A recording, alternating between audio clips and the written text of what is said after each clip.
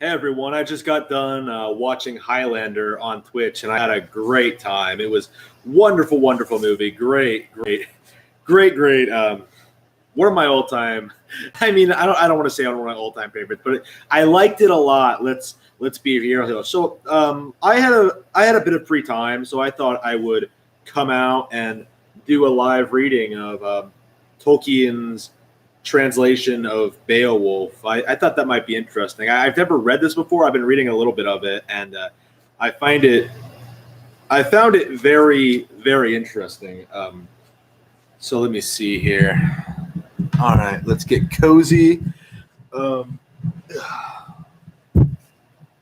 the King of Glory, as men now heard, had appointed one to guard the hall against Grendel, now a special office he held in the service of the Danes, having taken on himself a watch against monstrous things. Verily the Geatish knights trusted confidently in his valiant strength. God's grace to him. Then his corslet of iron things he doffed, and the helm from his head, and gave his jeweled sword, best of iron wrought things, to his esquire, and bade him have care of his gear of battle. Then the brave man spake, Beowulf of the Geats, a speech of proud words, ere he climbed upon his bed. No, whit do I account myself in my warlike stature, a man more despicable in deeds of battle than Grendel doth himself. Therefore I will not with sword give him the sleep of death, although I well could. Naught doth he know of gentle arms, that he should wield weapon against me, or hew my shield, fierce though he be in savage deeds. Nay, we too shall this night reject the blade, if he dare have recourse to warfare without weapons. And then let the foreseeing God, the Holy Lord, adjudge the glory to whichever side him summeth meet. Then he laid him down, that valiant man, and his face was buried in the pillow at his cheek, and about him many a gallant rover was stretched upon his couch within the hall. None of them believed that he would ever return to the sweetness of his home, to the strong places of the free people where he was nurtured. Nay, they had learned that a bloody death had ere now in that hall of wine swept away all too many of the Danish folk. Yet God granted them a victorious fortune in battle, even to those Geatish warriors, ye succor and aid, that they, through the prowess of one and through his single might, overcame their enemy. Manifest is this truth, that mighty God hath ruled the race of men through all the ages. There came, in darkling night passing, a shadow walking. Their spearmen slept, whose duty was to guard the gabled hall, all except one. Well known it was to men that, if God willed it not, the rubber fiend no power had to drag them to the shades, but he there wakeful in his foes' despite abode, grim-hearted the debate of war. He came now from the moor under misty fells, Grendel walking. The wrath of God was on him. Foul thief, he purposed of the race of men someone to snare within that lofty hall. Under cloud he went to where he knew full well that house of wine was. Hall of men with gold, bright plated. Not the first adventure that he had made, seeking for Hrothgar's home. Never in days of life, before nor later, with harder fortune guards in hall he found. He came now to the house, a man-shaped journeying of men's mirth shorn. The door at once sprang back, barred with forged iron. When claws he laid on it, he wrenched them wide, baleful with raging heart, the gaping entrance of the house. Then swift on the bright patterned floor the demon paced. In angry mood he went, and from his eyes stood forth most like to flame unholy light. He in the house espied there many a man asleep, a throng of kinsmen stride by stride, a band of youthful knights. Then his heart laughed. He thought that he would sever, ere daylight came, dread slayer, for each one of these life from their flesh, since now such hope had chanced the feasting full. It was no longer doomed that he yet more might of the race of men devour beyond that night. There, stern and strong, the kinsman of Hygelec watched how that foul thief with his fell clutches would now play his part, and that the slayer was not minded to delay, not he, but swiftly at the first turn seized the sleeping man, rending him unopposed, biting the bone joints, drinking blood from veins, great gobbets gorging down. Quickly he took all of that lifeless thing to be his food, even feet and hands. Onward and nearer he stepped, seized them with hand the valiant hearted man upon his bed. Against him the demon stretched his claw, and swiftly he laid hold on it, and with hate in heart he propped him on his arm. Straightway that master of evil deeds perceived that never had he met within this world, in earth's four corners, on any other man, a mightier gripe of hand. In heart and soul he grew afraid, yet none the sooner could escape. His desire would haste away. He would to hiding flee, seeking the devil's throng. Not now were his dealings there such as he ever before in the days of his life had found. Then the good knight, kinsman of Hygelac, remembered his words at evening. Upright he stood and grappled fast against him. Fingers cracked, out would the ogre go. Forth strode the knight. The accursed thing would fain, could he have done so, go free afar, and thence flee away to hollows in the fens. He felt the power of his fingers in his fierce foe's grasp. It was a woeful journey that the fell robber had to hero made. The royal hall rang, and all the Danes, dwellers in the town about, on each bold heart there fell a ghastly fear. Wroth were they both, fierce rivals in the keeping of the house. The hall was full of noise. Great wonder was it then that the house of wine endured their battling, so that it fell not to the ground. For fair dwelling upon earth, but stout was it smithied within and without, with bonds of iron cunningly contrived. There where they fought in wrath was many a bench adorned with gold for the drinking of mead cast from its place upon the floor, so the tale tells. Never aforetime had the Scyldings' counselors foreseen that any among men could in any wise shatter its goodliness, adorned with ivory, nor dismember it with craft, unless the embrace of fire should engulf it in swathing smoke.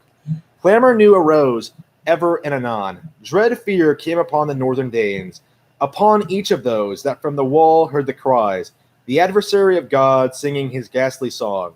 No chant of victory, the prisoner of hell bewailing his grievous heart. Fast was he held by that most strong in body's might in that day of men's life here. In no wise would that captain of men permit that deadly guest to go forth alive, nor did he account the days of his life of use to any man. There many a knight of Beowulf drew swift his ancient blade, wishing to defend the life of his lord and master and renowned prince, if so he might. They knew it not, young warriors brave-hearted, as they fought that fight, and on each side sought to hew the force and pierce his vitals, that doer of evil none upon earth of swords of war would touch. Not the most excellent of things of iron, not so, for he had laid a spell upon all victorious arms and upon every blade. On that day of this life, unhappy, was fated to be the sending forth of his soul, and far was that alien spirit to fare into the realm of fiends. Now did he perceive who aforetime had wrought the race of men, marry a grief of heart and wrong. He had a feud with God, that his body's might would not avail him, but the valiant kinsman of Hygelac had him by the arm. Hateful to each was the other's life. A grievous hurt of body that fierce slayer and dyer now endured. A mighty wound was seen upon his shoulder. The sinews sprang apart. The joints of his bones burst. To Beowulf was vouchsafed triumph in battle. Thence now must Grendel flee stricken to death, to hide beneath the slopes of the fens, seeking his joyless haunts. Thereby the more surely did he know that the end of his life was come to pass, and the hours of his days were numbered. That deadly contest was over, and achieved was the desire of all the Danes. In that hour had one come afar, wise and stout of heart, purged the hall of Hrothgar, and redeemed it from the malice of Grendel. He rejoiced in his deeds that night, and in the glory of his prowess. The chief of those Geatish men had accomplished all of his proud vaunt before the East Danes, and had healed, moreover, all the woe and the tormenting sorrow that they had erewhile suffered and must of necessity endure, no little bitterness. Of this a clear token it was, when that warrior bold had set the hand, the arm and shoulder, beneath the widespread roof. There was all Grendel's clutching limb entire. Then have I heard that in the morning many a warlike knight was gathered about his patron's hall. The chieftains of the people had come from far and near over the distant ways that marvel to behold, and the footprints of that hated one. No grief for his departure from life felt any of those men who looked upon the trail in his own glorious flight, marking how sick at heart he had dragged his footsteps, bleeding out his life, from thence away defeated and death doomed to the water demon's mere. There the waters boiled with blood, and the dread turmoil of the waves was all blended with hot gore, and seethed with battle's crimson. Therein doomed to die he plunged, and bereft of joys in his retreat amid the fens, yielded up his life and heathen soul. There hell received him. Thence the ancient men of the court, and many a young man too, fared back from the joyous journey, riding from the mere upon their steeds in pride, knights upon horses white. There, I really like that line, knights upon horses white.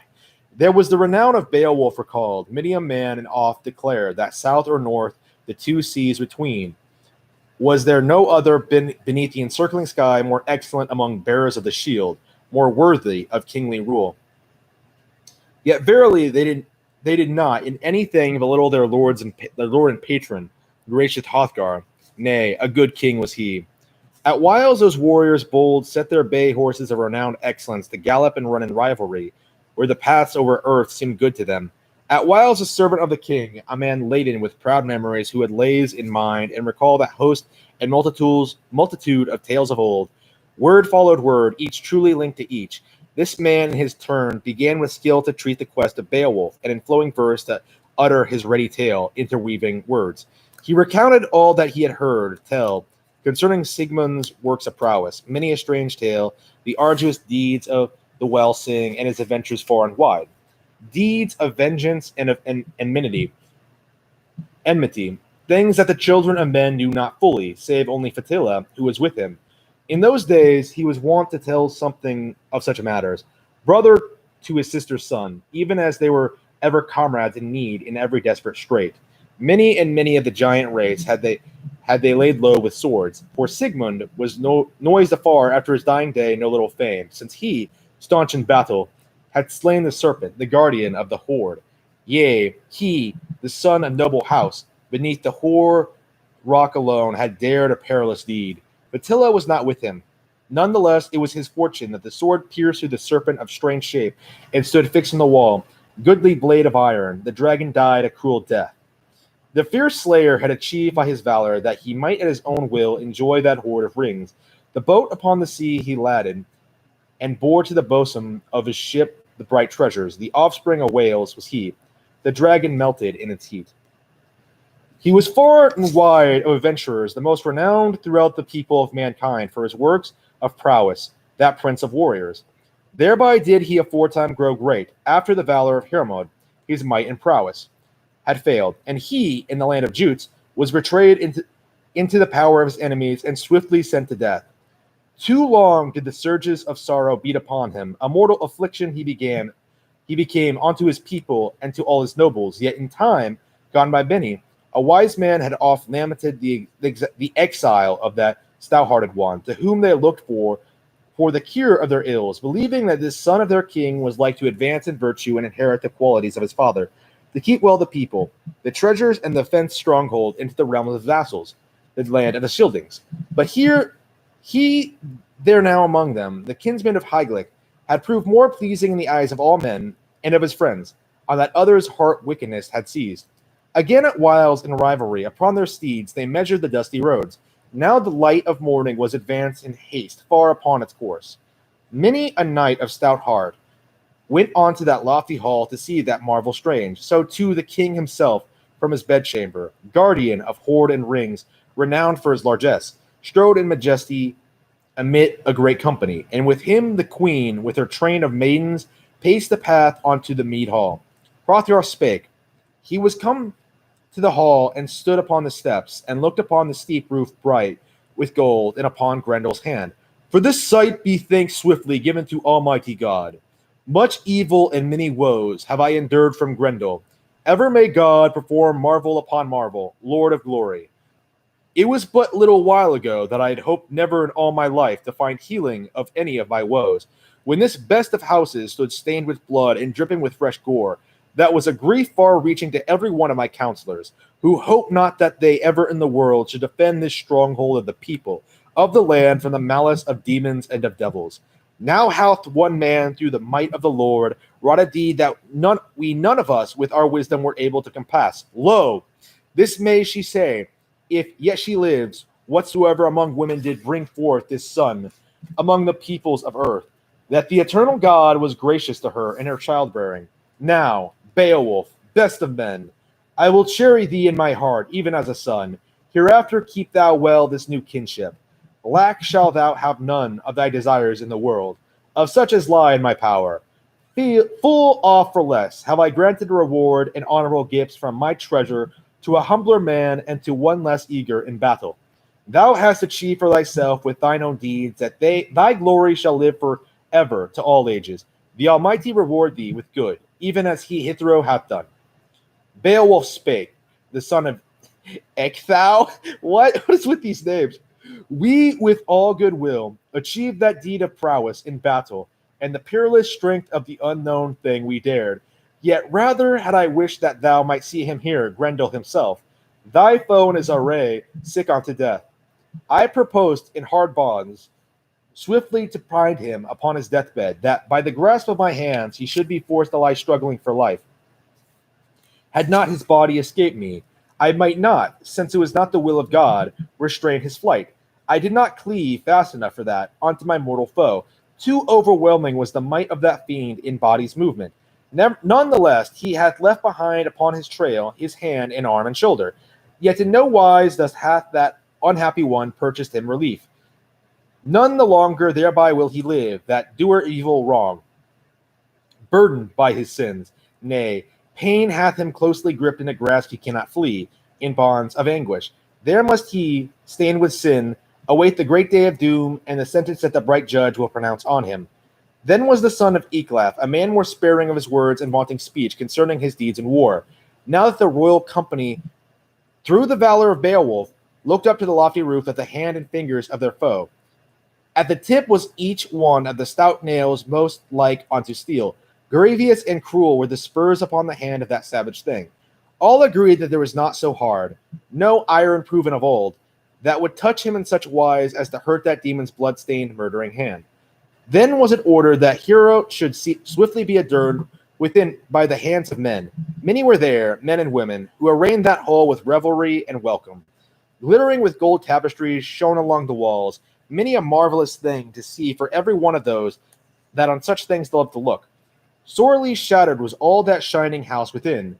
From their iron bars the hinges of the doors were wrenched away. The roof alone was preserved free from all injury, when that fierce slayer, stained with deeds of wrong, had turned to flee despairing of his life. No easy thing is it to escape. Let him strive who will, nay, he shall come at last to a place appointed by inevitable fate, made ready for all those who have life, the sons of men dwelling upon earth, where his body still upon its bed of rest shall sleep after the feast. Now was it the time and hour, and the son of Hefeldane went into the hall. The king himself would partake of the feast. Never have I heard tell that a people was thronged more numerous, or bore itself more gallantly, than they did about their lord and friend. They went then in splendor to their seats, rejoicing in plenty. Meetly they partook of many a cup of meat. High of heart were the kinsmen in that lofty hall, Hrothgar and Hero. Hero was filled with friends. In no wise did the Scyldings work treachery as yet. Then did the son of Hefeldane give to Beowulf a golden ensign as reward of his victory, an embroidered banner upon his staff, and a helm and corslet. A renowned and treasured sword there many saw laid before that warrior. The cup Beowulf received there in the hall. No need had he to feel shamed by the riches given unto him before the assembled bowmen. Few men, have I heard tell, gave ever to another seated the drinking and more loving, wise for such precious gifts. Round the helmet's crown, the wail round about, with wire kept guard, without over the head, that no sword that leaves the file of smith, hardened in the rain of blows, might cruelly injure it. When the eager warrior beneath his shield should go against his foes, then the Lord of Men commanded that 8 horses with gold-plated bit and bridle be led into the hall, in among the courts. Upon one of these lay a saddle adorned with cunning colors and rich with gems. The seat in battle had it been of the High King. In days when the son of Hefeldane would play the play of swords, never had the valor of that far-famed lord failed in the front of the war, when slain men fail. And thereupon the warden of the servants of Danes, granted it unto Beowulf's possession of both, of weapons and of steeds. He bade him use them well. Thus right manfully did the renowned king, rich, lord of men, reward the impetuous deeds of battle with treasures and with horses, in such wise that no man finds fault in him who will justly speak the truth. Moreover, the Lord of men to each of those that with Beowulf had made the passage of the sea, gave as they sat at their med a rich gift in heirloom, and commanded that atonement should be paid with gold for that one whom Grendel wickedly had slain, even as he would have had more, had not the foreseeing God and the courage of that man fended fate from them. God was Lord then of all the race of men, even as he yet is. Wherefore he is understanding in the heart that taketh thought in every time and place the best. Much must he endure of sweet and bitter, who long time here in these days of trouble enjoyeth life in the world. Whew, damn. My throat hurts.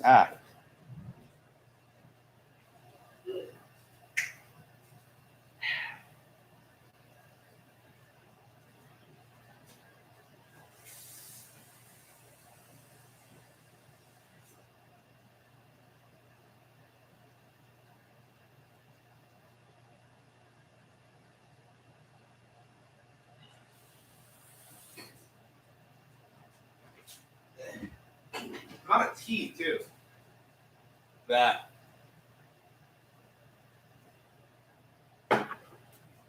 Anyway, I'm definitely liking this a lot, actually. I'm not sure if I'll be able to get through the entire thing live. I mean, I think I would rather just sit by myself and read it, but I just wanted to show it off on stream. Yeah, I had the chance to look at a couple of books I picked up. Let's see. Yeah, I put them on completely different sides of the room. Okay, so over there, I have my copy of Dune, and behind me on my bookshelf, I have my copy of. I guess I'll grab that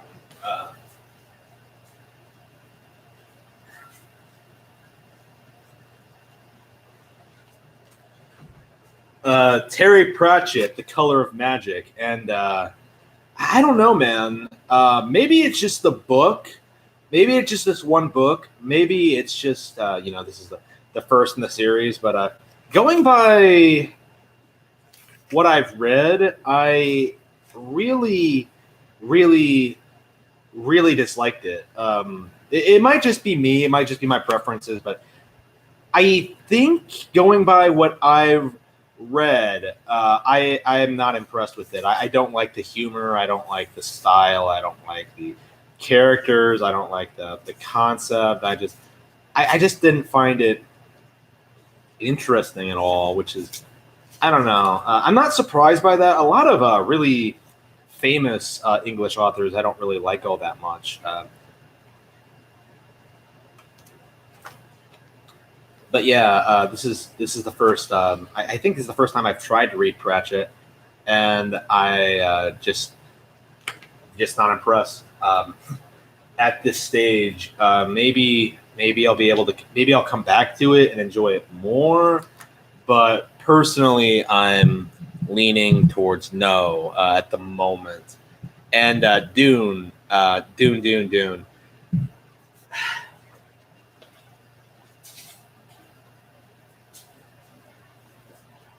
of an interesting thing about Dune. I read it several years ago, right?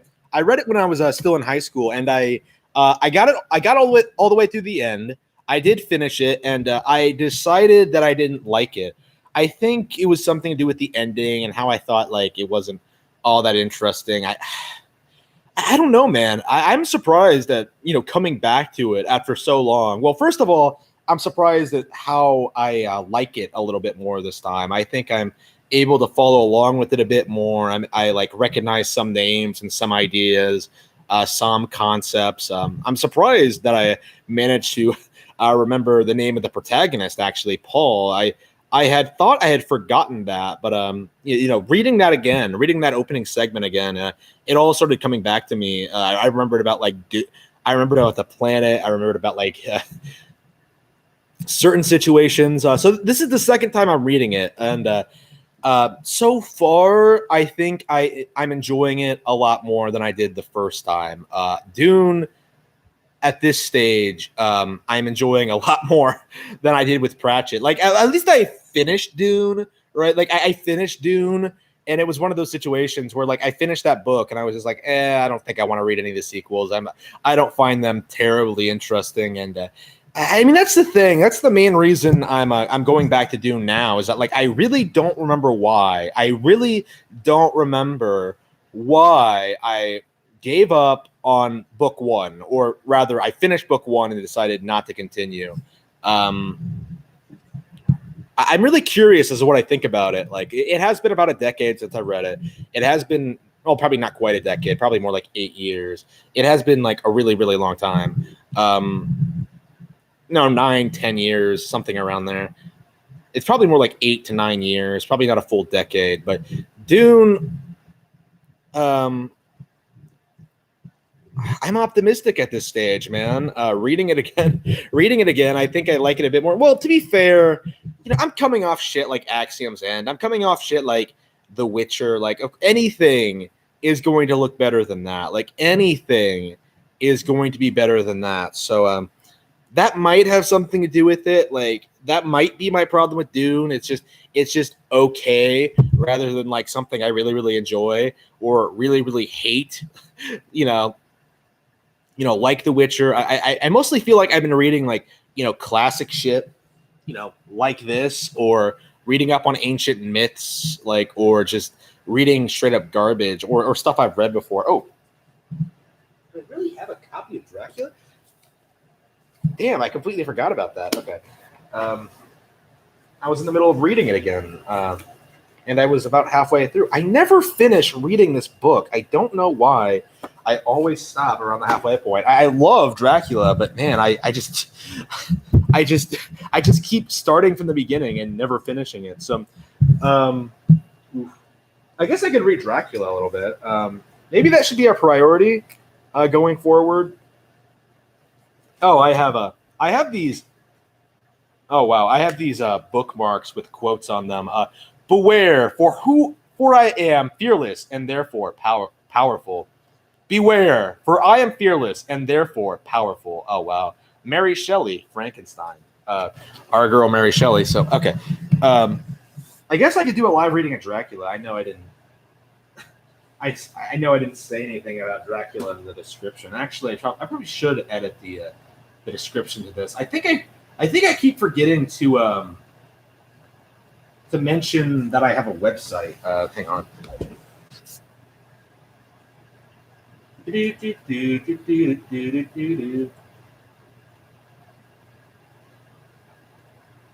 Yes, check out my books at blackcatbooks.org.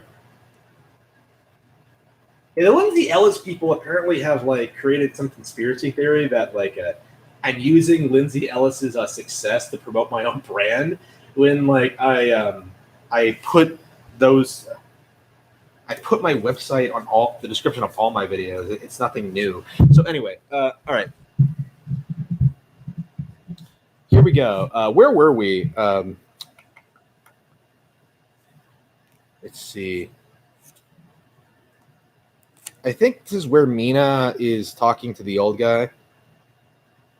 Let's see. Yeah, I've read this before. Dr. Seward's diary, 17th September. I was engaged after dinner in my study, posting up my books, which, through press of other work and the many visits to Lucy, had fallen sadly into arrear. Suddenly the door was burst open, and in rushed my patient, with his face distorted with passion. I was thunderstruck, for such a thing as a patient getting of his own accord into the superintendent's study was almost unknown. Without an instant's pause, he made straight at me. He had a dinner knife in his hand, and, as I saw, he was dangerous. I tried to keep the table between us. He was too quick and too strong for me, however, for before I could get my balance, he had struck at me and cut my left wrist rather severely. Before he could strike again, however, I got in my right, and he was sprawling on his back on the floor. My wrist bled freely, and quite a little pool trickled on to the carpet. I saw that my friend was not intent on further effort, and occupied myself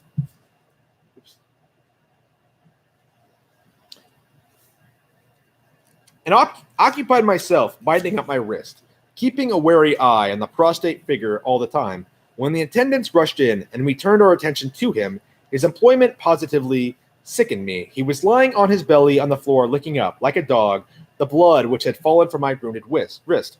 He was easily secured, and to my surprise, went with the attendants quite placidly, simply repeating over and over again, "The blood is the life. The blood is the life." I cannot afford to lose blood just at present. I have lost too much of late for my physical good, and then the prolonged strain of Lucy's illness and its horrible phases is telling on me. I am overexcited and weary, and I need rest, rest, rest. Happily, Van Helsing has not summoned me, so I need not forgo my sleep. Tonight, I could not well do without it. Telegram Van Helsing, Antwerp to Seward, Carfax. Sent to Carfax, Sussex, as no county given. Delivered late by 22 hours. 17th of September. Do not fail to be at Hillingham tonight. If not watching all the time, frequently visit and see that flowers are as placed. Very important. Do not fail. Shall be with you soon as possible after arrival. Dr. Seward's diary. 18th of September. Just off for train to London. The arrival of Van Helsing's telegram filled me with dismay. A whole night lost, and I know by bitter experience what may happen in a night. Of course, it is possible that all may be well, but what may have happened? Surely there is some horrible doom hanging over us that every possible accident should thwart us in all we try to do. I shall take this cylinder with me, and then I can complete my entry on Lucy's phonograph. Memorandum left by Lucy Wester and Round. I write this and leave it to be seen. Oh man, I was trying to do a girly voice.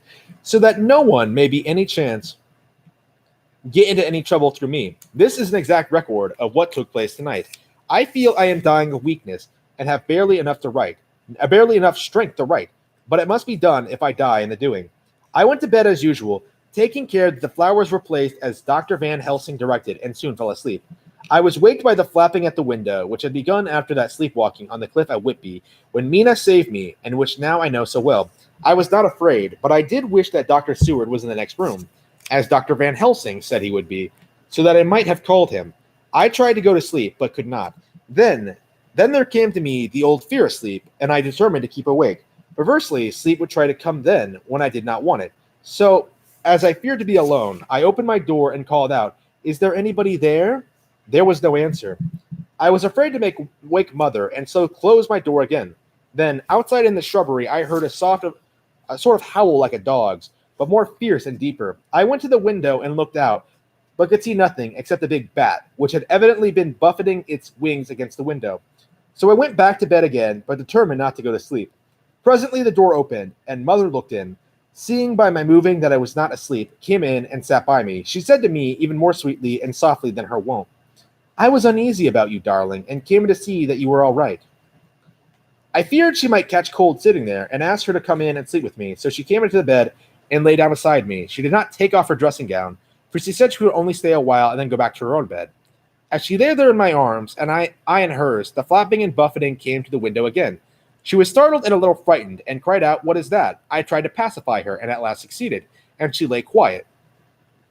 But I could hear her poor dear heart still beating terribly. After a while, there was the low howl again out in the shrubbery, and shortly after there was a crash at the window, and a lot of broken glass was hurled on the floor. The window blind blew black with the wind that rushed in, and in the aperture of the broken panes there was the head of a great, gauntly gray wolf. Mother cried out in a fright, and struggled up into a sitting posture, and clutched wildly anything that would help her. Amongst other things, she clutched the wreath of flowers that Dr. Van Helsing insisted on my wearing around my neck, and tore it away from me. For a second or two she sat up, pointing at the wolf, and there was a strange and horrible gurgling in her throat. Then she fell over, as if struck with lightning, and her head hit my forehead and made me dizzy for a moment or two. The room and all round seemed to spin round. I kept my eyes fixed on the window, but the wolf drew its head back, and a whole myriad of little specks seemed to come blowing into the broken window, and wheeling and circling around like the pillar of dust that travelers describe when there is a simoon, I've never heard that word, in the desert. I tried to serve, but there was some spell upon me, and dear Mother's poor body, which seemed to grow cold already, for her dear heart had ceased to beat, weighed me down, and I remembered no more for a while. The time did not seem long, but very, very awful, till I recovered consciousness again. Somewhere near, a passing bell was tolling. The dogs all round the neighborhood were howling. In our shrubbery, seemingly just outside, a nightingale was singing. I was dazed and stupid with pain and terror and weakness, but the sound of the nightingale seemed like the voice of my dead mother come back to comfort me. The sounds seemed to have awakened the maids too, for I could hear their bare feet pattering outside my door. I called to them, and they came in, and when they saw what had happened, and what it was that lay over me on the bed, they screamed out. The wind rushed in through the broken window, and the door slammed to. They lifted off the body of my dear mother and laid her, covered up with a sheet, on the bed after I'd got up. They were all so frightened and nervous that I directed them to go to the dining room and have each a glass of wine. The door flew open for an instant and closed again. The maid shrieked and then went on in a body to the dining room, and I laid what flowers I had on my dear mother's breast. When they were there, I remembered what Dr. Van Helsing had told me, but I didn't like to remove them, and besides, I would have some of the servants to sit up with me now. I was surprised that the maids did not come back. I called them, but got no answer, so I went to the dining room to look for them. My heart sank when I saw what had happened. They all four lay helpless on the floor, breathing heavily. The decanter of sherry was on the table half full, but there was a queer, acrid smell about. I was suspicious and examined the decanter. It smelt of laudanum, and looking on the sideboard, I found that the bottle which Mother's doctor uses for her, did use, was empty. What am I to do? What am I to do? I am back in the room with Mother. I cannot leave her, and I am alone, save for the sleeping servants, whom someone has drugged. Alone with the dead, I dare not go out, for I can hear the low howl of the wolf through the broken window. The air seems full of specks, floating and circling in the draught from the window, and the lights burn blue and dim. What am I to do? God shield me from harm this night. I shall hide this paper in my breast, where they shall find it when they come to me lay out. My dear mother gone, it is time that I go too. Goodbye, dear Arthur, if I should not survive this night. God keep you, dear, and God help me. Chapter 12. Honestly, maybe a chapter a day of this, and we'll probably get through it. I probably shouldn't be reading non-public domain novels on stream, but I think a lot of the stuff I have here anyway is technically public domain, or stuff I can read aloud. I don't know what like the law on that actually is. If you can just do that with books you own, and just anyway.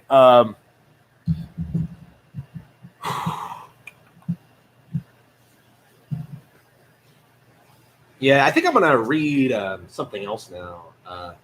But yeah, off stream. Thank you all for tuning in. I'll see you all next time. Yeah, Dracula, I think, is something I want to read on stream. So maybe a chapter a day would be nice.